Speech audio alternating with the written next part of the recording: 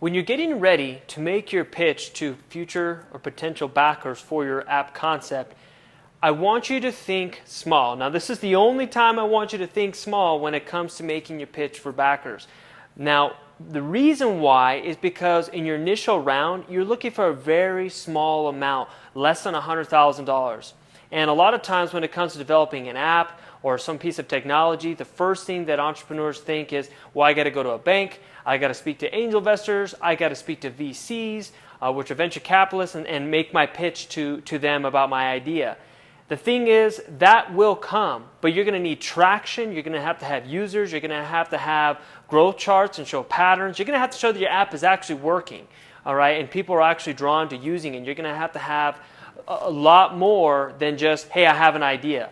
That's the last thing that they want to see. They have thousands of ideas. The next great app idea always come across their deck. They want to see proof in the concept. They want to see that it's working. And once you have that, then you can go speak to them, make your pitch, show them the data. But at that point, you're not going to be raising less than $100,000. You're going to be raising $1 million or more. Okay, so it's really important that you make that distinction between the two. Now, when you are making your prospect pitch list initially, you want to think of business associates. You want to think of other professionals, entrepreneurs in your network, because the individuals in your network are going to support you the most. These are people you already know, or friends and family of people in your network. You know that you can pick up the phone, you could give them a call, you could say, "Hello, John.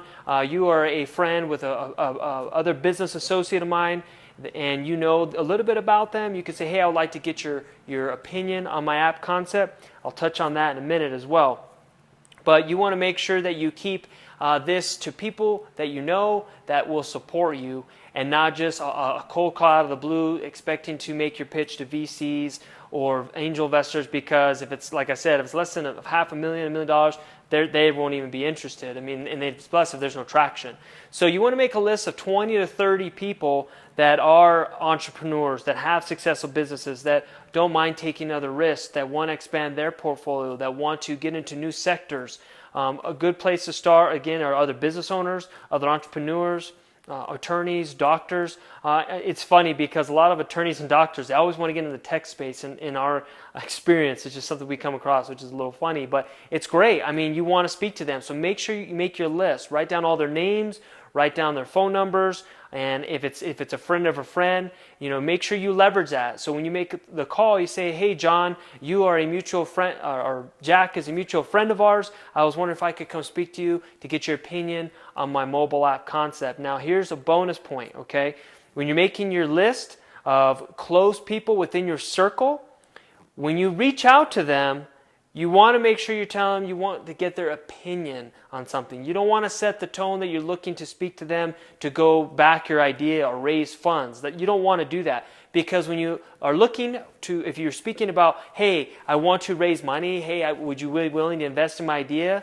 When you ask for money, you're going to get opinions. When you ask for opinions, more than likely people will be intrigued and see what you're offering and the value in it, and will be willing to invest in your idea. So when you make your list of your 20 to 30 people within your circle, when you go and you set up your pitch and you're speaking to them, make sure that you go and set it to the frame of, "I want to get your opinion." That's really important. So, notes to take away from this video: when you're making your list of prospects to pitch your idea, you do not need to go speak to banks, VCs, or angel investors at this point. Your idea has no traction, has nothing behind it. It's a brand new idea.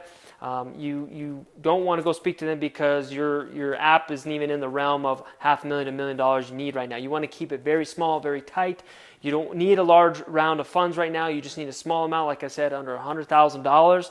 This will get you through the preliminary development phase, get you together, your campaigns together for your marketing campaigns, and roll it out that way. You want to stay lean, you want to stay tight, and you just need a small round of funding to get your idea off the ground. Now, it doesn't have to come from just one person. Like I said, you want to make a list of 20 to 30 people.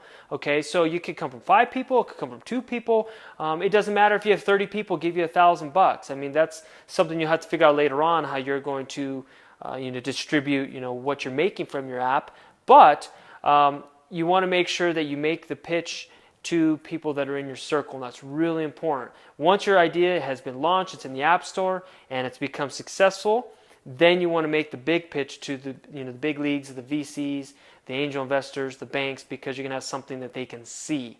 So very important. Make your list of 20, 30 individuals, and you're going to be on your way to making your first round, raising your first round of funding, and moving on to bigger and better things.